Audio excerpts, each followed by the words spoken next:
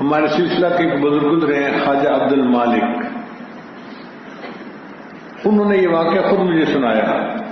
مسجد میں بیٹھے تھے، فرمانے لگے کہ میں آپ کو اپنی زندگی کا ایک واقعہ خود سناتا ہوں کہ میرے گھر میں بہت غربت تھی، کچھ کھانے کو نہیں تھا، میں سارا دن ذکر اذکار میں لگا رہتا تھا تو گھر میں فاقے ہوتے تھے۔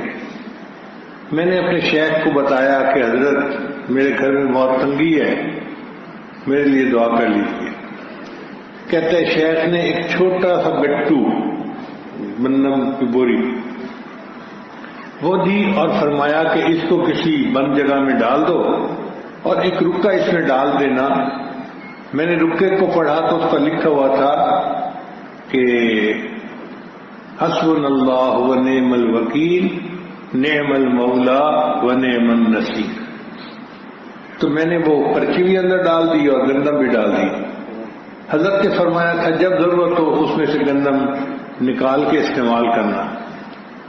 مجھے فرمانے لگے کہ میں اللہ کو حاضر ناظر جان کر بتا رہا ہوں اور مسجد میں بیٹھا ہوں باوضو، اس وقت 40 سال گزر گئے ہیں، میں اب تک اسی گندم کو استعمال کر رہا ہوں۔ اور میرے ہاں سال میں 2 مرتبہ تو اجتماع ہوتا ہے، ہزاروں لوگ ہوتے ہیں، وہیں سے کھانا بنتا ہے، اور روزانہ کے 300-400 مہمانوں کا کھانا بھی اسی گندم سے بنتا ہے۔ 40 سال سے اس گندم کو میں استعمال کر رہا ہوں۔ وہ یتولی الصالحین، اور وہ اللہ نیکوکاروں کا سرپرست ہے۔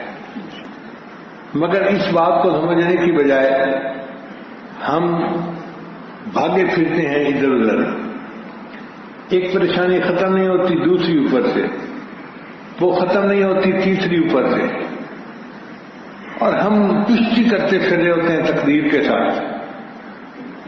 بھائی کیا ضرورت ہے تقدیر کے ساتھ کشتی کرنے کی؟